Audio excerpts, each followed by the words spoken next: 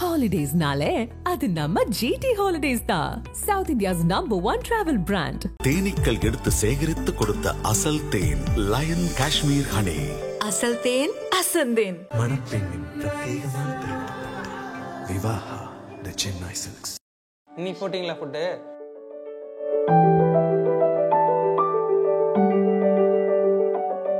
இவ்வளோ திட்டுறா, என்ன பதில் சொல்றான்னு கேளுங்க. யாரை உனக்கு ரொம்ப பிடிக்கும்? அம்மா. இது நாங்க பண்ணது ஒரு ஹீரோயினுக்கு, அவங்களுக்கு வந்து பேர் சொல்ல முடியாது. ஸோ அவங்களுக்கு அந்த ஸ்டேஜுக்கு செட் ஆகாது கலர் அப்படின்னு சொல்லிட்டு. ஆக்சுவலாக என் படத்துக்கு வந்து காஸ்டியூம் டிசைனர் இவங்க தான். இவங்க கடைகளில் போயிட்டு இதுக்கு மேட்சிங்கு, இதுக்கு துண்டு இந்த கலர் போடலாம் அப்படின்னு அந்த டிசைனில் இவங்க தான் ரெடி பண்ணி கொடுப்பாங்க. நான் ஷூட்டிங் இல்லாமல் ஒரு 6-7-8 மாதம் இருந்தேன். 8 மாதம் இல்லை, 10-11 மாதமாக இருந்தேன். எந்த வருமானம் கிடையாது, காசும் கிடையாது. ஆக்சுவலாக இவங்க பொட்டிக்கில் கிடைச்ச வருமானத்தை வச்சு தான் நாங்கள் வந்து சர்வைவலே பண்ணோம். ஓப்பனாக சொல்கிறதுக்குன்னா நான் சென்னை விட்டு கிளம்பலானே முடிவு பண்ணிட்டேன். ஒரு 8 மாதம் வந்து சார் வேறு எங்கேயும் நடிக்கக்கூடாதுன்னு சொல்லிட்டாங்க. வேறு இந்த ப்ராஜெக்ட் தான் பண்ணுறீங்க, ஹீரோ பண்ணுறீங்க, வேறு எதுவும் வெயிட் பண்ணி சொல்லி 11 மாதம் ஆச்சு. 11 மாதம் வரை இவங்க தான் எனக்கு சோறு போட்டாங்க. ஃபிஷ் டேங்க் இதை பற்றி சொல்லுங்கள் ஃபஸ்ட்டு. இது என்ன மீன்? இது வந்து கோல்ட் ஃபிஷ். இதுவும் தெரியாதானே? என்னது? ஃபிஷ் டேங்க் வாங்கி கொடுத்தது நான், சாப்பாடு வாங்கி கொடுத்தது நான், லைட்டிங் செட் பண்ணி கொடுத்தது நான், எல்லாம் நான். ஆனா ஃபிஷ் மட்டும் லைட்ட கோணல போட்டுட்டாங்க. யாரு? அப்பா. அப்படியா? ஆமா. இது என்ன ஃபிஷ்? இது என்ன ஃபிஷ் கேக்குறாங்க? ஆக்சுவலி கேட்டது நானே யோசிக்கிறேன். என்ன ஃபிஷ்? கோல்ட் ஃபிஷ் தானே இது? இந்த ஃபிஷ் இருக்குல்ல, ஃபிஷ்க்கு ஒவ்வொரு பேர் உண்டு. என்ன பேர்லாம் என்னன்னு சொல்லுங்க. ஆனா ஒவ்வொரு பேர் இருக்கனால எனக்கு மறந்துச்சு. எனக்கு இன்னும் அதிகமா ஃபிஷ் உண்டு. அந்த ஃபிஷ்ல ஃபுட் பாய்சன் ஆகி இறந்து போயிடுச்சு. அப்படியா? சரி, இதுக்கு யாரு ஃபுட் எல்லாம் போடுவா? எல்லாமே இந்த வீட்ல நீங்க தான். நான் ஊருக்கு போனால பிஸி அசிஸ்டன்ட் கிட்ட வேலை கொடுத்துட்டு போறேன். யாரும் அசிஸ்டன்ட் இந்த வீட்ல? உங்க அப்பாவா? இப்படிதான் சம்பந்த கரெக்டா வாய்ப்பு கிடைக்கும் போது கடிச்சிட வேண்டியதுதான். ஓகே, ஃபிஷ்க்கு சாப்பாடு எவ்வளவு போடுவீங்க? சரி, இன்னைக்கு போட்டிங்களா ஃபுட்டு? போட்டுருங்க. இப்போ மார்னிங் போட்டேன். மார்னிங் போட்டு தான் போனீங்களா ஸ்கூலுக்கு? ஓகே. எவ்வளவு போடுவீங்க சாப்பாடு? சீக்கிரமா. அது எதுக்கு நீங்க வந்து பாக்குறீங்க? அது ஃபிஷ் இல்ல, ஃபிஷ் ஃபுட் இல்ல.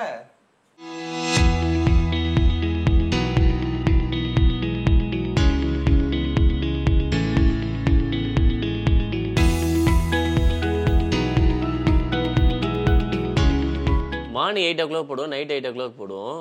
இப்போ நீங்க சொன்னனால இப்போ எடுத்து போட்டேன். அதனால சாப்பாடை மதிக்கவே இல்லை அதுங்க. ஓகே. ஆனா ஃபிஷ் பேரே என்னன்னு தெரியாது. கலர் ஃபிஷ் தான், colour fish. Okay, colour fish தான் அது. ஆக்சுவலாக எங்களுக்கு முன்னாடி ஃபிஷ் வச்சுருந்தோம். அப்போ வந்து நாங்கள் திடீர்னு ஊருக்கு போய்ட்டோம்னு வச்சுங்களேன், ஒரு வாரம் நம்ம அது ஃபுட்டு அது இருக்குது, யூஸ் பண்ணிக்கலாம். அதுக்கு மேலே நமக்கு ஃபிஷ்ஷு தான் யூஸ் பண்ண முடியாது. இப்படி தான் நான் ஊரில் இருக்கும்போது பக்கத்து வீட்டில் ஒரு ஆண்டி வந்து என்ன பண்ணாங்க, அப்போ ஊருக்கு போகிறோம்பா, ஒரு மாதம் வரமாட்டோம், இந்த சாப்பாடெலாம் நீ மீனுக்கு போட்டு போவா அப்படின்னாங்க. அப்போ என்ன ஆண்டி பண்ணணும்னு கேட்டேன். டெய்லியும் ஒரு ஸ்பூனில் அப்படி எடுத்து போட்டு வரணும்னா நான் ஒரு நாள் போட்டு 2 நாள் போட்டு ஒரு வாரம் ஆச்சு. டயர்டாச்சு. என்னடா இது டெய்லியும் இந்த கதவை திறக்க வேண்டியது, சாப்பாடு போட வேண்டியதுன்னு சொல்லிட்டு ஒரு நாள் மொத்தமாக போட்டு இவ்வளோ சாப்பாடு தான் போட சொன்னாங்க, அது பசிக்கும் போது சாப்பிட்டுன்னு சொல்லிட்டு மொத்தமாக போட்டு வந்துட்டேன். வரப்போ பக்கம் மிதங்கிட்டு இருந்துச்சு. அப்பா என்னப்பா இப்படி பண்ணிட்டப்பா, என்னப்பா ஆச்சு அப்படின்னா, என்ன ஆண்டி சாப்பாடுலாம் கரெக்டாக போட்டேன் ஆண்டி அப்படின்னு. செத்து போச்சுப்பா மீன் அப்படின்னு. வாஸ்து மீன் போடுறது பெரிய மீன். அதுலேருந்து எனக்கு மீன் ஆகாது. இன்னொன்று பார்த்தா இதுலேயே பார்த்தீங்கன்னா ஒரு மீன் 2 மீன் செத்துரும். அது ரொம்ப எங்களுக்கு எல்லாம் டல்லாகி விட்டுரும். அது ரொம்ப, அதனால மீன் இடையில வளர்க்காம இருந்தோம். திருப்பி பாப்பாவுக்காக சின்ன டேங்க் வச்சிருந்தேன், பெரிய டேங்க் வாங்கி. அது ஆக்சுவலி இப்போ இந்த இடத்துல உட்காந்துருக்குறோமா, நல்லா நீங்க ஸ்ட்ரெஸ்ஸா வரும்போது இதுல உட்காந்துட்டு இப்படி சாஞ்சிட்டு நம்ம அதை அப்படியே அது மட்டும் கான்சென்ட்ரேட் பண்ணி பார்த்தாலே எல்லாமே நமக்கு போயிடும். அப்படியே ஃப்ரீ ஆயிடும். ஏமாத்த பார்த்தா ஃப்ரீயா தான் ஆயிரும். இன்னும் டென்ஷன் தான். அப்ப நான் இந்த சைடு உட்காந்துக்கிறேன், அந்த சைடு உட்காந்து இப்போ ரியாக்ஷன் பார்ப்போம். இப்போ ஏன் மூஞ்ச அப்படி அப்படி தோணுது? சரி, இவ்வளோ பண்றா. சரி, நம்ம கேட்போம், உனக்கு அப்பா பிடிக்குமா அம்மா பிடிக்குமா? ரொம்ப பிடிக்கும். யாரை ரொம்ப பிடிக்கும்? இவ்வளோ திட்டுறா, என்ன பதில் சொல்றான்னு கேளுங்க. யாரை உனக்கு ரொம்ப பிடிக்கும்? அம்மா. உண்மையை சொல்லு. உண்மையை சொல்லு. உனக்கு யாரை ரொம்ப பிடிக்கும்? 2 பேர்ல. அம்மா. சரி, யாரதான் ரொம்ப பிடிக்கும்னு கேட்டா கடவுள் தான் பிடிக்கும். ஆமா, அம்மா பிடிக்காது, அப்பா பிடிக்காது, கடவுள் தான் பிடிக்கும். அப்படியா? ஆமா, இவங்களுக்கு தான் அதிகமான பக்தி இருக்கு போல இந்த வீட்ல. யார் ரியாக்ஷன் பாப்போம். ரியாக்ஷன் காட்டு. அங்க எப்படி அங்க முகம் பார்த்தா எப்படி இருக்கும் முகம்? ஏன் முகத்தை பாரு, என்ன ஒரே ரியாக்ஷன் இருக்கு? இல்ல இங்க சிரிச்சிட்டு இருந்தாங்க. அப்படியா? ஓ, அங்க தெரிஞ்சிருச்சா? அங்கதான் முறைக்கிறாங்க. சரி, ரைட், ஓகே, சரி, சூப்பர். இதான் ஃபிஷ்ஷோட எங்களோட ஆக்சுவலா ரொம்ப ஸ்ட்ரெஸ் இவளுக்காக தான் மெயினா வாங்கிட்டு வந்தேன். ஏன்னா நான் ஸ்கூல் போயிடுவேன், போகும்போது நல்லா டென்ஷன் பண்ணிக்கிட்டு தான் அனுப்புவாங்க. அப்படியா? யாரு டாடியா? ஆக்சுவலா இவளும் ஸ்கூல் போயிடுவா, நானும் ஷூட்டிங் போயிடுவேன். தனியா இவ தான் வீட்டுல தனியா இருப்பா. ரொம்ப இதா இருக்கும், ஸ்ட்ரெஸ்ஸா இருக்கும். இல்ல எங்க சித்தி ரூம்ல இருக்காங்க. அவங்க எப்பயாவது ரூம்ல வருவாங்க. அது இப்ப போக போறாங்கல்ல. சோ இதுக்கு அவளுக்காக தான் வாங்குனது இந்த விஷயம். Okay done. ஓகேண்ணே. ஆனா இப்ப ஸ்டார்டிங்ல சொல்லியிருந்தீங்களே அந்த ரூம் வந்து என் ஒய்ஃபோட ஒரு ரூம், அதான் சந்திரமுகில சந்திரமுகி கங்கா ரூம். அப்படி அந்த ரூம்ல என்ன இருக்கு அப்படிங்கறதை போய் பாத்துடலாமா? எஸ், வாங்க, கம் ஆன். அதுதான், ஆமா, அந்த சந்திரமுகி ரூம். திறந்தடு சீசே. என்னண்ணே இது ரூம்னு சொன்னீங்க? போங்க. இது ஒரு கஸ்டமருக்கு எங்க அம்மா தைச்சாங்க. இது எனக்கு தைச்சாங்க எங்க அம்மா. ஆமா. இது எனக்கு இந்த ரூமுக்கு எந்த சம்மந்தமும் இல்ல. இது என்ன திடீர்னு ஏதோ வீட்டுக்குள்ள இருந்து பொட்டிக் கடைக்குள்ள வந்த மாதிரி இருக்கு திடீர்னு. இது கஸ்டமருக்கு. ஓகே. இது எங்க அம்மாக்கு யாருக்கிட்டன்னு கேட்டா ஏதோ ஹீரோயின். அப்படியா? ஆமா, ஆக்சுவலா நீங்க தான் இது பண்ணது இல்ல? ஆமா, டிசைன் பண்ணி ரெடி பண்ணிருக்கேன். இது யாருக்கு இது பண்ணிருக்கீங்க இப்போ? இது நாங்க பண்ணது ஒரு ஹீரோயினுக்கு. அவங்களுக்கு வந்து ஆமா பேர் சொல்ல முடியாது. ஓகே. சோ அவங்களுக்கு அந்த ஸ்டேஜுக்கு செட் ஆகாது கலர் அப்படின்னு சொல்லிட்டு ஆப்ஷன் சொல்லிட்டு அப்புறம் சரி வேணான்னு வேற யாருக்காச்சும் பண்ணலாம்னு சொல்லி திருப்பி கேட்டாங்க. அந்த அம்மா கேட்டாங்க, அந்த ஹீரோட அம்மா கேட்டாங்க, இல்ல பரவாயில்ல நாங்க போட்டுக்கிறோம் அப்படின்னாங்க. ஐயோ உங்களுக்கு பிடிக்கலன்னா அவாய்ட் பண்ணிடலாம். என் ஒய்ஃப் வந்து அந்த விஷயத்துல ரொம்ப இது பிடிக்கலன்னா சொல்லுங்க, பரவாயில்ல, ஒன்றும் பிரச்சனை கிடையாது, நாங்க கொலாப்காக கேட்டிருந்தாங்க. சோ அவங்க வேற ஒரு ஃபங்க்ஷனுக்கு போடுறேன்னு சொல்லியிருந்தாங்க. சரி ஓகே அப்படின்ட்டு நான் அப்புறம் ஆக்சுவலா அவங்க கேட்டது அவார்ட் ஃபங்க்ஷன் கேட்டாங்க. அவார்ட் ஃபங்க்ஷன் ரெடி பண்ணது திடீர்னு பார்த்தீங்கன்னா வேற ஃபங்க்ஷன் போயிட்டாங்க. இது வேற ஃபங்க்ஷன் செட் ஆகாதுல்ல, அதனால இல்ல செட் ஆகல அப்படின்னாங்க. செட் ஆகலையா இல்ல அந்த ஷோக்கு செட் ஆகலையா அப்படின்னு கேட்டாங்க. அப்புறம் சரி வேணான்னா பரவாயில்ல ரிட்டர்ன் பண்ணிடலாம் அப்படின்னு சொல்லிட்டு வாங்கிட்டோம். அப்புறம் இவங்க வந்து பிக் பாஸ் ஜூலி இருக்காங்களே, ஜூலி சிஸ்டருக்குலாம் பண்ணியிருக்காங்க. எங்களுக்கு எல்லா காஸ்டியூம் பாப்போம், இவங்க ஒய்ஃப் தான் பண்ணுவாங்க. போட்டோ பாத்தீங்கல்ல, போட்டோ பர்த்டே எல்லாமே என்னோடது தான். ஓகே. இப்ப ஃபங்க்ஷனுக்கு நீங்க போடுறது எல்லாமே எங்களோடது. இதெல்லாம் என்னோட டாய்ஸ் தான். ஆக்சுவலா என் படத்துக்கு வந்து காஸ்டியூம் டிசைனர் இவங்க தான். ஓ, இது ஃபுல்லா உங்க டாய்ஸா? ஆமா ஆமா. ஓகே. என் படத்துக்கு வந்து என் படத்துக்கு வந்து இந்த மாதிரி காஸ்டியூம் போடுங்க. இப்போ இது இருக்குல்ல, பூங்குடிலாம் இருக்குல்ல, பூங்குடியில வந்து இந்த டிசைன் சொல்லிடுவாங்க. ஒரு துண்டு இருக்கணும், வேஷ்டி இருக்கணும், ஒரு துண்டு இருக்கணும், வேஷ்டி இருக்கணும், ஷர்ட் இருக்கணும் சொல்லிடுவாங்க.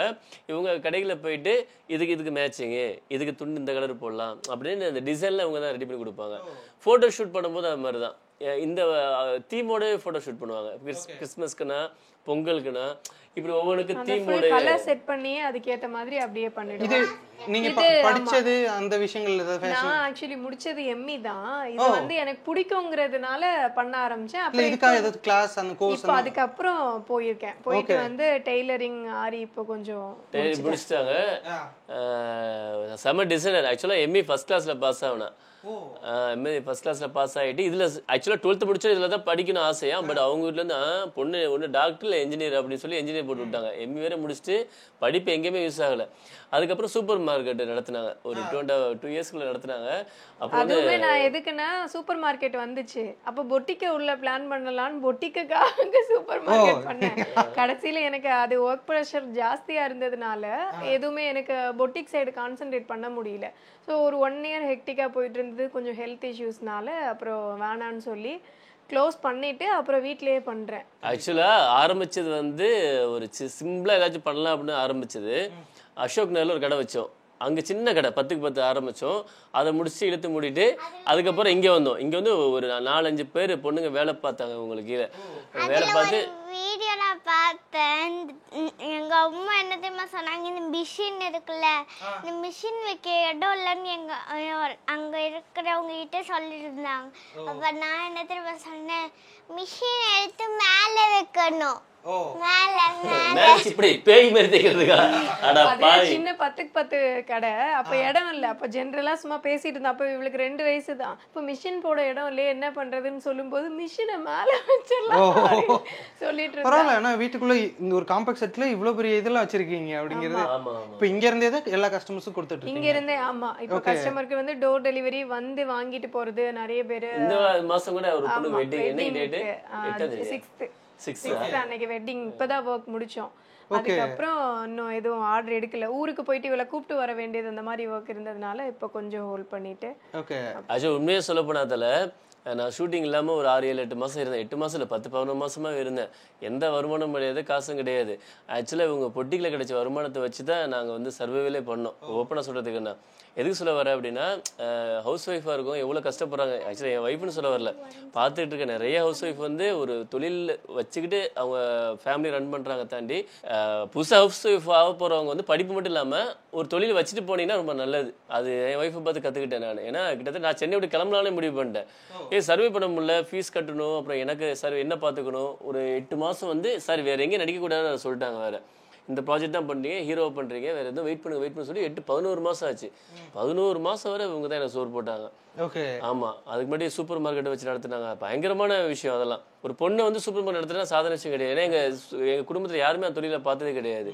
ஃபர்ஸ்ட் டைம் பண்ணாங்க. ரெண்டாவது பார்த்தீங்கன்னா புட்டி இப்பதான் வந்து இவங்க இப்படி எங்க அம்மா பெருமையா பேசுறது கூட பொய் தான். இப்ப கூட உண்மையா சொல்லலாம். ஆனா இப்ப கூட அப்பா எவ்வளவு சீரியஸா ஒரு விஷயத்தை எமோஷனலா பேசிட்டு ஒரே விஷயம் சார், தப்பா 5 minutes எடுத்துட்டு வரேன். இந்த வாயை அதில் வச்சு தச்சிடுறேன்.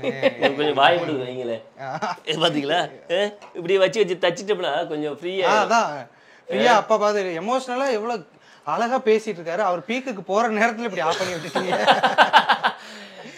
உண்மையில சொல்ல போனா இங்க இருக்க ஒவ்வொரு பொருளும் பாத்தீங்கன்னா ரொம்ப கஷ்டப்பட்டு இவதான் வாங்கலாம். சீரியஸ்லி ஆக்சுவலா செம்மையா இருக்கு. அதனாலதான் கேட்டேன், இதுக்கு எது கோர்ஸ் பண்ணீங்களா?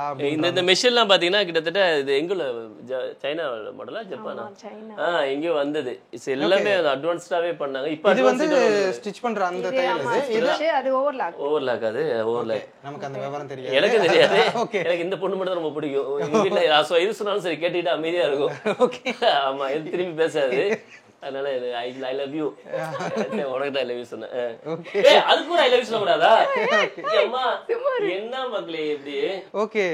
ஆனா சீரியஸா செம்மையா இருக்கு உள்ள இந்த இது. ஆக்சுவலா அது என்ன சொன்னீங்க?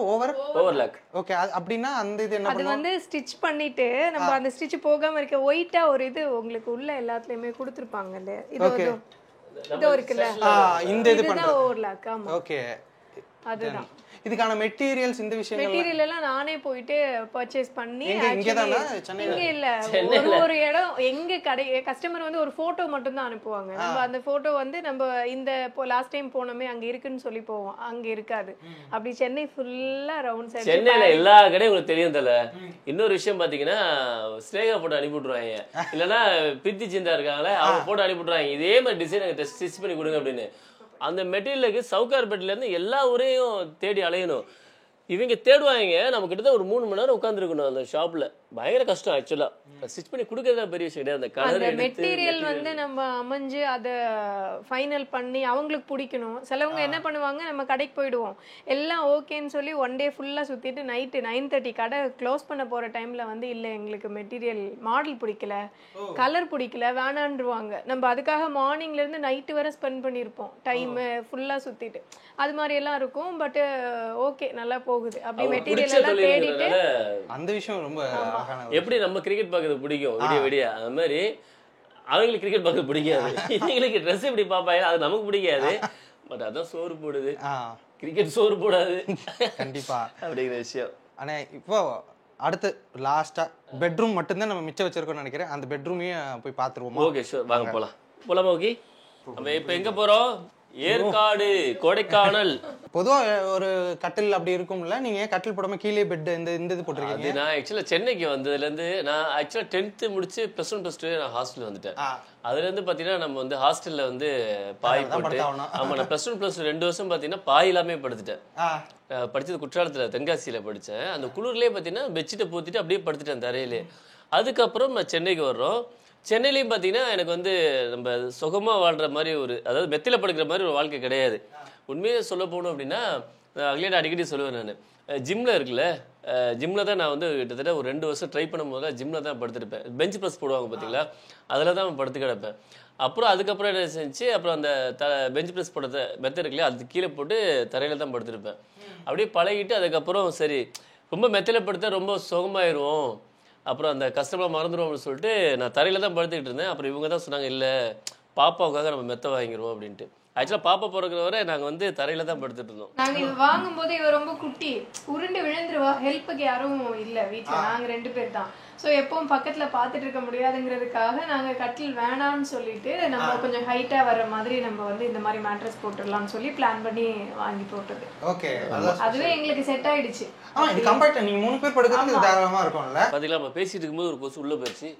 அது இந்த கொசுவை, அந்த கொசுவை எவ்வளவு பெரிய கொசுவா இருக்கு இந்த கொசுவை.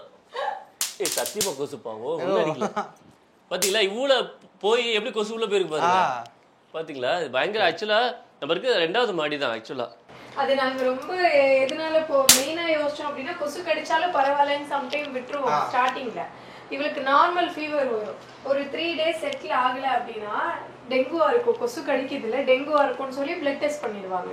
பிளட் டெஸ்ட் பண்ணிட்டு மறுநாள் ரிசல்ட் வர அன்னைக்கு ஃபீவரும் சரியாயிடும், டெங்குவும் இல்லைன்னு வந்துடும். இது ஒரு 3-4 டைம்ஸ் அதுக்கு போய் கஷ்டப்பட்டு குத்தி ரொம்ப கஷ்டப்பட்டு அந்த ப்ராசஸ் நடந்து முடிக்கும் போது டெங்கு இல்லைன்ட்டு வந்துடும். ப்ளஸ் ஃபீவரும் சரியாகும்போது சரி ஒரு டைம் எதுக்கு நம்ம அதை பண்ணிட்டே இருக்கும், பேசாம ஒரு நெட்டி போட்டா கொசுவே கடிக்கலன்னு சொல்லிடலாம், முடிஞ்சிருச்சு அப்படின்னு சொல்லி பிளான் பண்ணோம். அதாவது அந்த ஃபர்ஸ்ட் ஃப்ளோர்ல இருக்க ரொம்ப கஷ்டப்படுது, இதோட மோசமா கொசு இருக்கான் கேள்விப்பட்டேன்.